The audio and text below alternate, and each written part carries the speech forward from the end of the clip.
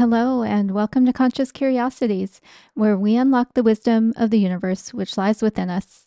I'm Maria Luz, your host, an astrologer, certified hypnotist, and psychic medium. On today's episode, we are talking about Pluto transiting the 12 houses.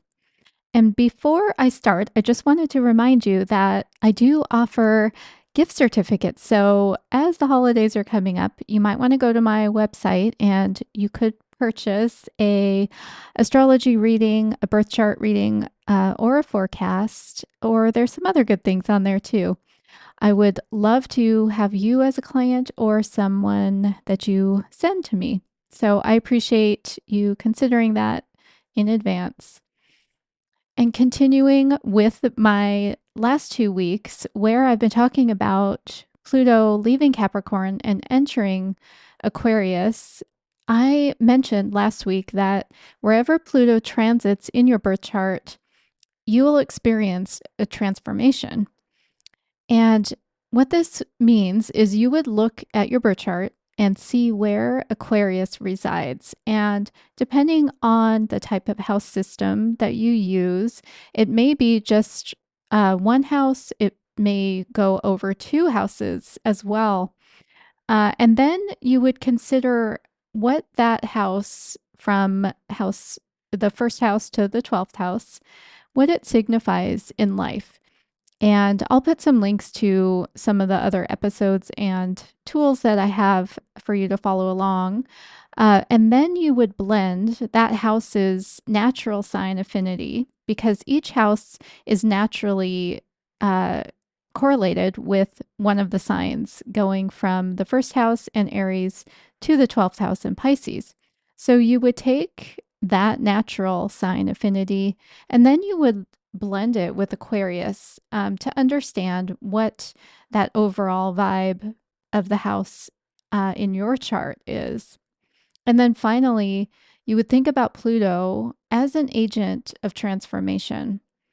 And, because Pluto is an outer planet and moves so slowly, and it's associated with Scorpio and water because of Scorpio, it almost brings this slow boil onto the scene and one that would definitely reach a boiling point because that's where the transformation happens. And the very substance of that house transforms, but it transforms through you.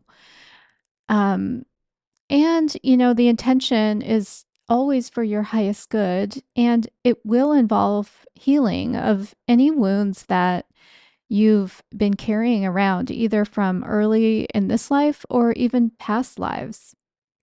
So, in this episode, I'm going to provide my general impressions for how this Pluto in Aquarius transit may manifest. But know that there are many other factors at play. And I encourage you to riff off of the framework that I provide for each house and think about how this may play out given where you are in life. And as this transit will continue for 19 years, you have time to collaborate with Pluto. Just tune in to the patterns that you see to understand the reason that you're in the current cycle of those patterns that you find yourself. And then acknowledge what is being asked of you and use your free will to answer that honestly. Because trust me, Pluto doesn't accept superficial excuses and will simply find another way to ask. So here we go. The first house. Over this transit, your identity will transform in some way. It may be more superficial, such as how you look, how others perceive you, or the way you walk. Or it may be very deep, as you may have uncovered something hidden from yourself while Pluto transited your 12th house. You may have to decide you do not identify with the norms and ideas you previously accepted as reality, and instead begin to express and act upon your own soul's desires in life. The first house is naturally associated with Aries. So, with Aquarius energy covering this space, There will be an element of striking out on one's own, even if it doesn't align with the dominant culture's standards. Second house. Over this transit, your ideas regarding personal security will transform. By the end, your relationship to money or other physical resources may change as your grasp for external security lessens. You find that you must trust yourself above anything external. Here we blend Taurus with Aquarius. This may look like finding a side gig to make money that is outside of the box, but that feels good to you. It may look like starting a community garden or a weekly soup night with friends. Third house.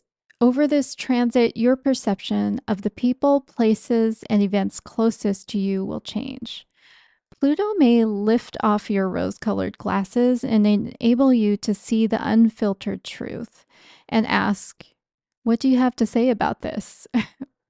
Blending Gemini and Aquarius, once you have gained a truthful perspective from the many options that are offered to you, you cannot go back to the status quo. You can't unsee what you've seen. You may find yourself curious about new topics that impact your routine interactions, possibly even in small groups, learning or writing. Fourth house. Over this transit, something about the foundation you consider home will change. There's something that doesn't feel aligned with your soul's desires. Whether it is what you know of your ancestry or the story your family of origin tells about itself, or the physical place you call home. Blending Cancer and Aquarius, there will be some stretching to the edges of your protective shell. Maybe seeing a home where you previously didn't believe you could be safe and nurtured. Fifth house. Over this transit, the role of romance, play, and creativity in your self-actualization will be brought into the spotlight. Although the overculture stresses work over play and I think offers poor substitutes to play, such as scrolling on your phone or shopping and alcohol, something inside you wants to be expressed. Blending Leo and Aquarius energy, give yourself permission to shine in your chosen groups. Allow people to see your heart on your sleeve, and you may find others whose hearts were waiting for permission too. Sixth house. Over this transit, what you devote your time to on a daily basis will change. Maybe you found yourself serving others or your work, because having Capricorn over the fifth house doesn't immediately lend itself to pleasing yourself. And you have little time left in service to yourself. The struggle is real and there will always be demands, and you are afraid that what feels good to you will be labeled unusual. Blending Virgo and Aquarius energy, the irony is that if you do not honor your own need for personally meaningful work, your energy towards others will fail you eventually. The seventh house. Over this transit, how you are in close relationship with partners will change. Blending Libra and Aquarius, maybe you've fallen into denying your own needs because they seem too different from what society told you you should want in a relationship. And this isn't only romantic relationships, it's all of those significant partnerships. And maybe you are not sure what you want in relationship or partnership because you haven't felt like you belong in the culture you were born into. So Pluto will ask you to know why you are in relationship in the first place. The eighth house. Over this transit, how and what you bind yourself to and how your desires manifest will change. You may experience some type of loss which changes you.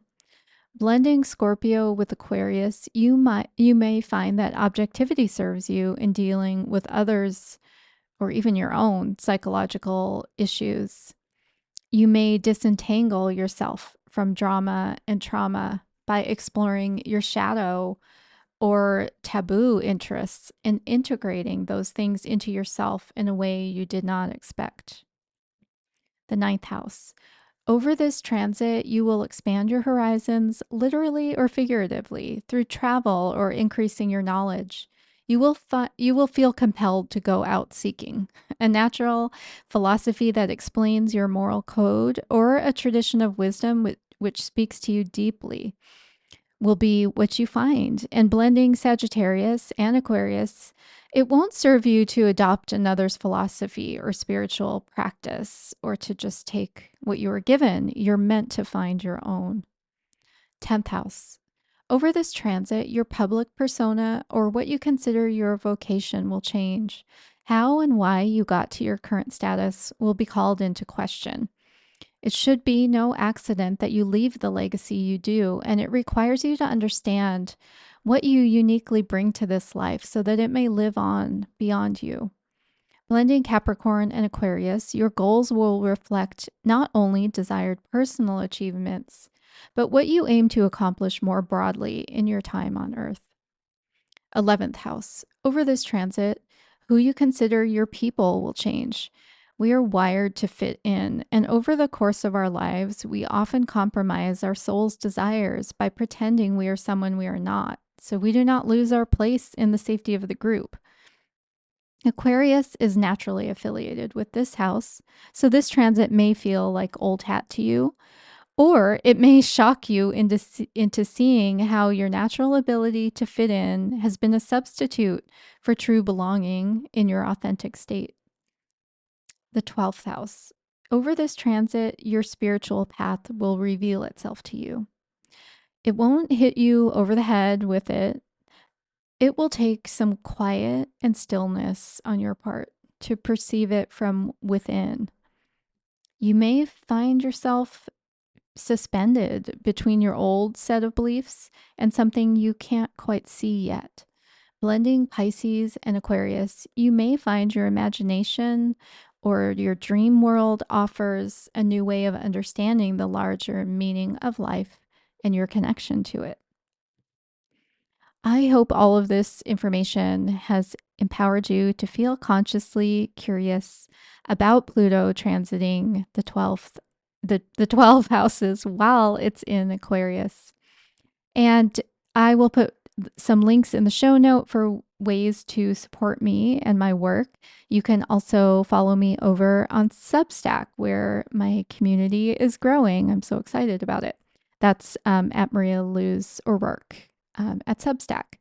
And as always, I would love to see you as a client, and I welcome your feedback of any kind. You can email me info@marialuz.online. Thank you so much for listening, and I wish you a wonderful day. Bye-bye.